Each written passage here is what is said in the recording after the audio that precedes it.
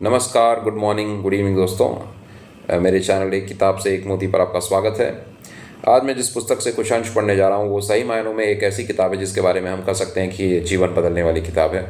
ये वाक्यांश आजकल बहुत ज़्यादा ही इस्तेमाल होता है, जैसे जीवन बदलने वाली किताब, लाइफ चेंजिंग जिसे अंग्रेजी में कहा जाता है, पर इस पर वो सही मायनों में लागू होता है वो वाक्यांश, जीवन बदलने वाला या जीवन बदलने वाली। तो वो किताब है ये अग्नि की उड़ान, जो कि जीवनी है एक डॉक्टर APJ अब्दुल कलाम की, और जिसके सह लेखक हैं अरुण कुमार तिवारी। अंग्रेज़ी में ये किताब पहले पहले छपी थी 1999 में मेरे ख्याल से। तो मैं आपको बता देता हूँ जो अंग्रेजी संस्करण है वो कैसा दिखता है। वो है ये विंग्स ऑफ फायर, और उसी का ये हिंदी अनुवाद है। तो जैसा कि मैं अक्सर अपने वीडियो में कहता हूँ, बच्चों को आप दो भाषाएं कम से कम सिखाइए, एक अंग्रेज़ी और एक अपनी मातृभाषा। तो अगर हिंदी आपकी मातृभाषा है तो आप बच्चों को उसके व्याकरण का भी अध्ययन कराइए, शब्दकोश भी रखिए अपने घर में, ताकि मातृभाषा में भी वे उसी प्रकार आगे बढ़ते जाएं जैसे कि वो अंग्रेज़ी सीखने की कोशिश करते हैं, यानी अपनी मातृभाषा में भी महारत हासिल करें और अंग्रेज़ी में भी महारत हासिल करें। मैं भी कोशिश कर रहा हूँ। तो अंग्रेज़ी के कई व्याकरण की किताबों को तो मैंने पढ़ा है या कुछ अंश उनके पढ़े हैं, और ये 2-3 किताबें तो मैं शुरू से आखिर तक पढ़ चुका हूँ अंग्रेज़ी व्याकरण की किताबें।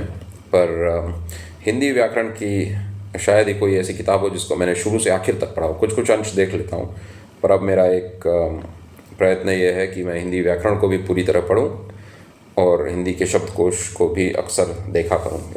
ज़रूरी नहीं है कि क्योंकि एक भाषा हमारी मातृभाषा है तो हम उसमें महारत ऐसे ही हासिल कर लें बिना किसी प्रयत्न के। अंग्रेज़ी में भी ऐसा नहीं होता है। जो अंग्रेज़ी के अच्छे लेखक हैं वो कोशिश करते हैं कि अपनी अंग्रेज़ी को सुधारते रहें, इसलिए अंग्रेज़ी के बड़े बड़े शब्दकोश बने हैं। वेबस्टर्स है, ऑक्सफोर्ड है, कैम्ब्रिज डिक्शनरी, ये सब बहुत प्रसिद्ध हैं। मेरी वेबस्टर तो है ही, और पुराने ज़माने में भी थी सैमुअल जॉनसन की डिक्शनरी, वेबस्टर की डिक्शनरी। तो उसी तरह हमें भी हिंदी शब्दकोश का इस्तेमाल करना चाहिए, और व्याकरण, जैसा मैंने कहा कि व्याकरण की किताबों का भी अध्ययन करना चाहिए, तो भाषा सुधरती है और हम अपने विचारों को अच्छी तरह अपने श्रोताओं तक पहुंचा सकते हैं। तो अगले कुछ वीडियो में मैं कोशिश करूंगा कि व्याकरण पर भी कुछ वीडियो बने, यानी मैं कोशिश करूंगा कुछ वीडियो हिंदी व्याकरण पर भी बनाने की।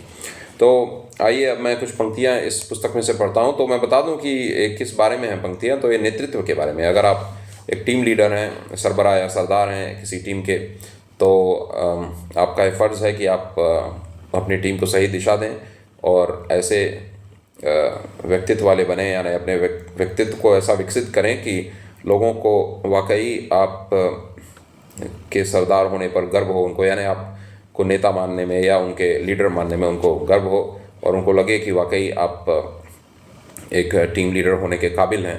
कुछ लोग टीम लीडर बन जाते हैं ज़बरदस्ती, जैसे कि एक शेक्सपियर का भी एक बहुत अंग्रेज़ी में बहुत प्रसिद्ध कुछ शब्द हैं, जैसे सम men are born great, some achieve greatness, some have greatness thrust upon them। तो मेरे ख्याल से उसका अर्थ है कि कुछ लोग महान पैदा होते हैं, कुछ लोग महानता अपने से अर्जित करते हैं मेहनत से, कुछ लोगों पर महानता थोप दी जाती है। तो इसका अर्थ कई लोग अलग तरह से करते हैं, पर इसका अर्थ है कि ज़बरदस्ती का पोजीशन दे दी जाती है किसी को, पर वो नाकाबिल रहता है उस पोजीशन के लिए। तो ऐसे आदमियों की इज्जत टीम मेंबर्स नहीं करते हैं। तो आप पहली बात है कि अगर नेता बने हैं तो अगर आप अपने मेहनत से बने हैं तो बात ही अलग है। तो आप तो सम्मान के पात्र हैं, टीम मेंबर्स आपका सम्मान करेंगे। पर अगर आप पर टीम लीडरशिप थोपी गई है, यानी नेतृत्व आप पर थोपा गया है, आपको अपॉइंटमेंट मिल गया क्योंकि एक्सपीरियंस ज़्यादा था, तो अब आपको उसके लिए काबिलियत अर्जित करनी होगी, नहीं तो टीम मेंबर्स आपकी बात सुनेंगे नहीं, आपके बात पर ध्यान नहीं देंगे या उसको उतनी अहमियत नहीं देंगे जितनी अहमियत देनी चाहिए एक टीम लीडर के बात को। तो अगर आप टीम लीडर हैं तो इस वीडियो को ध्यान से सुनें, क्योंकि डॉक्टर APJ अब्दुल कलाम ने इसमें बहुत ही अच्छी बातें बताई हैं कि किस प्रकार आप एक अच्छे लीडर बन सकते हैं।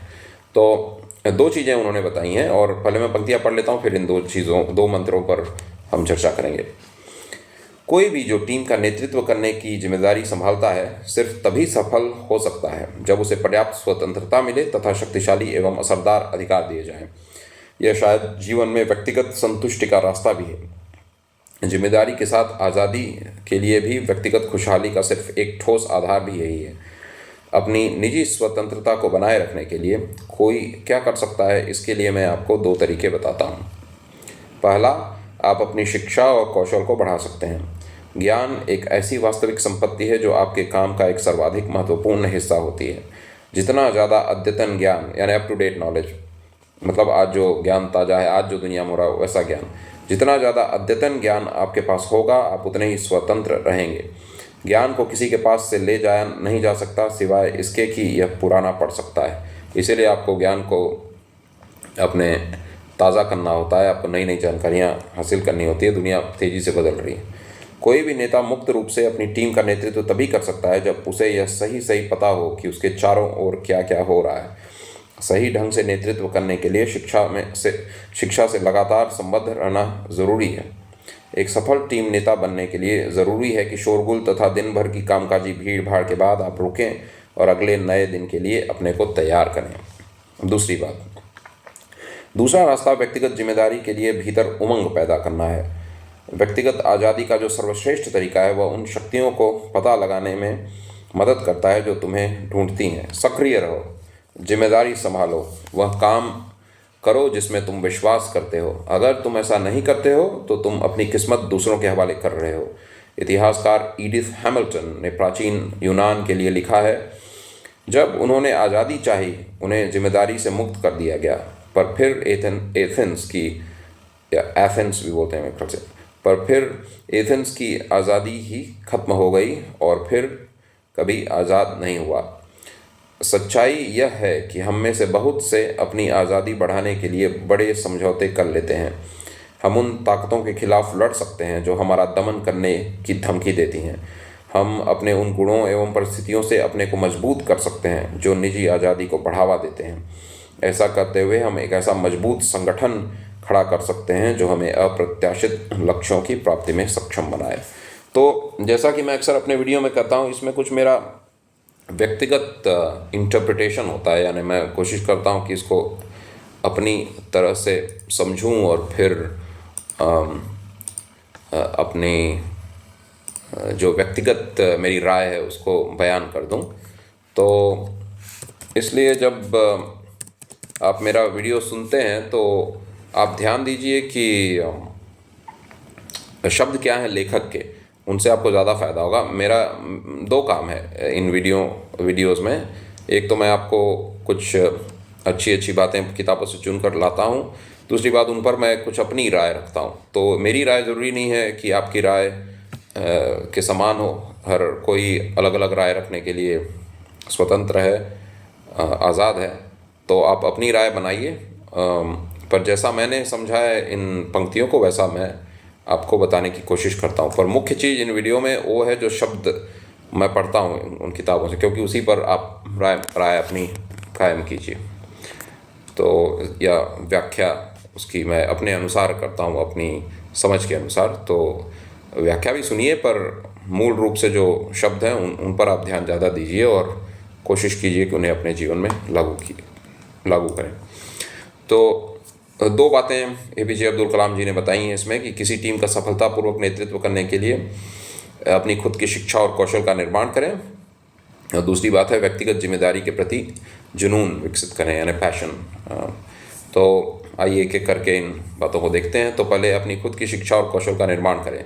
तो अगर आप लीडर हैं तो आपको अपने क्षेत्र की पूरी जानकारी होनी चाहिए और आपको कौशल उस क्षेत्र में होना चाहिए। जैसे कि मान लीजिए आप सेल्स के टीम लीड हैं, तो सेल्स का जो थियोरेटिकल ज्ञान होता है, यानी सैद्धांतिक ज्ञान तो होना ही चाहिए आपको। तो आपको कुछ पुस्तकें पढ़नी होंगी सेल्स पर, सेमिनार्स अटेंड करने होंगे, ट्रेनिंग सेशंस अटेंड करने होंगे, तरह की जो शिविर लगते हैं, प्रशिक्षण शिविर, उनको वहाँ आपको जाना होगा, वहाँ से आपको ज्ञान अर्जित करना होगा सेल्स के बारे में। जैसे ज़िग ज़िगलर बहुत प्रसिद्ध सेल्स के एक्सपर्ट हैं, जेफरी गिटमर हैं, तो इनके सेमिनार्स आप अटेंड कीजिए। आज का तो ऑनलाइन का ज़माना है, तो ऑनलाइन सेमिनार्स अटेंड कीजिए।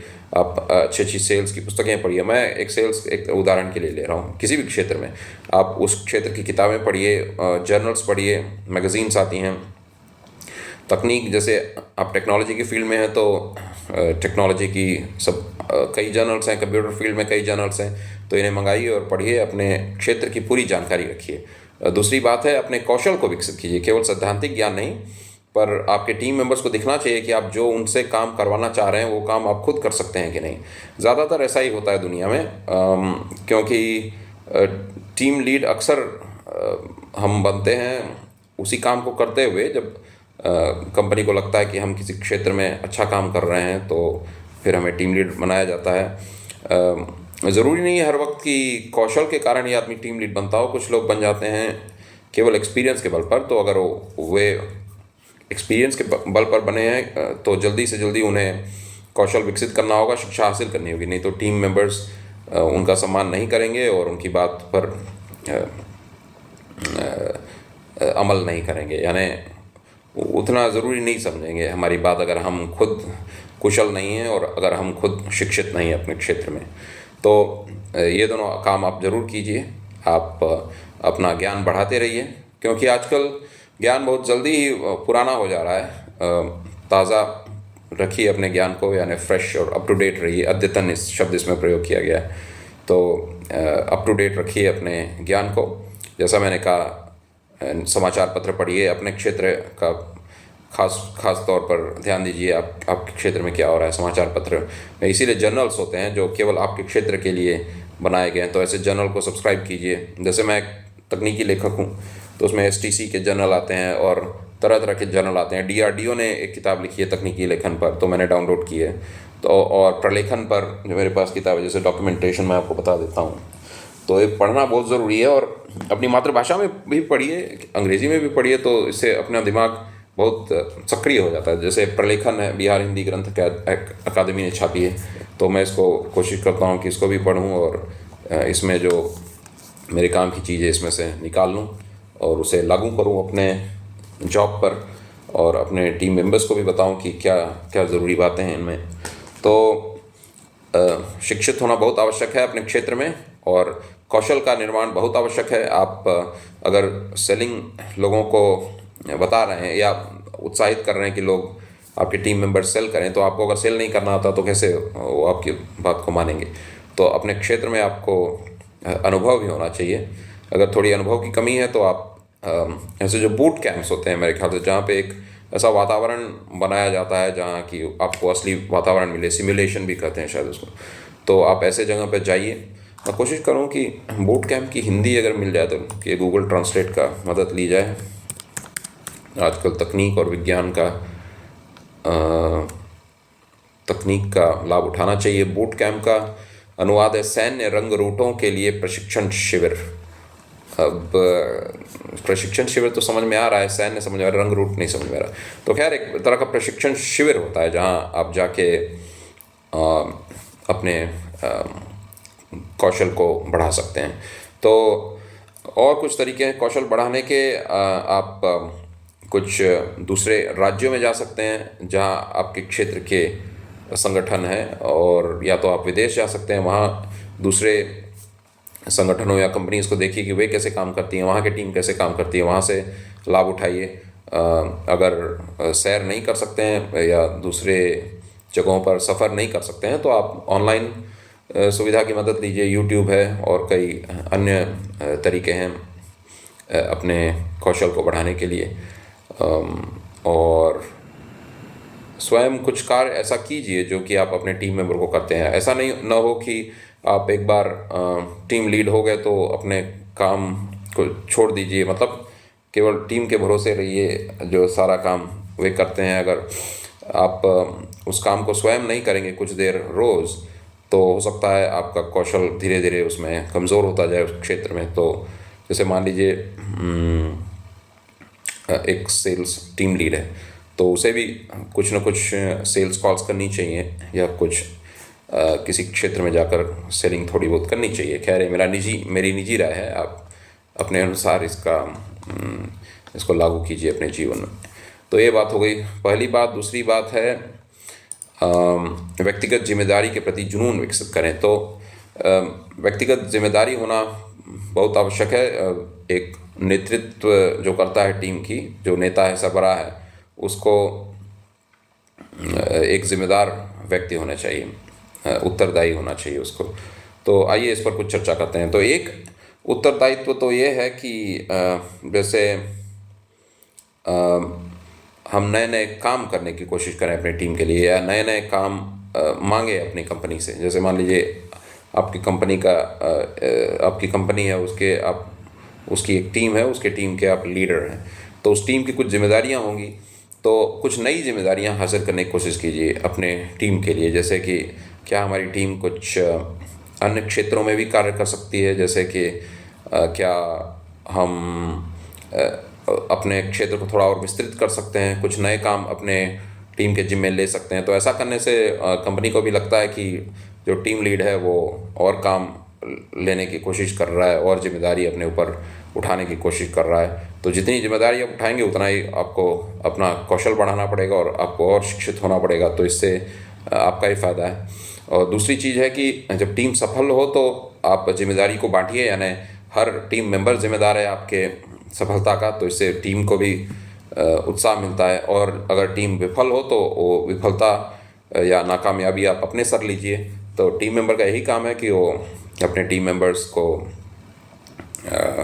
उनका हक दे, और वो जब सफल हों तो सफलता के लिए सभी को बधाई दे और सभी को ये बताए, दूसरे टीम से या कंपनी से बताए कि हमारे टीम मेंबर ही कारण है हमारी सफलता के। और जब नाकामयाबी हासिल हो तो किसी को ब्लेम न करें, या मतलब दोषारोपण न करें। इससे बहुत ही हतोत्साहित होते हैं टीम मेंबर। किसी एक टीम मेंबर को जिम्मेदार न ठहराएं कि उसी कारण हमारी टीम विफल हुई है। टीम जब विफल हो तो उसका जिम्मा आप अपने सर लें, और टीम सफल हो तो उसका जिम्मा आप बांट दें। हर टीम मेंबर के कारण हमारी टीम सफल हुई है। तो इससे टीम में उत्साह बनी रहती है, जो टीम स्पिरिट रहती है वो बनी रहती है। और जिम्मेदारी की एक और बात है कि जो ग्रीस का उदाहरण देते हैं APJ Abdul Kalam, Edith Hamilton का एक उदाहरण या कोट है उसमें।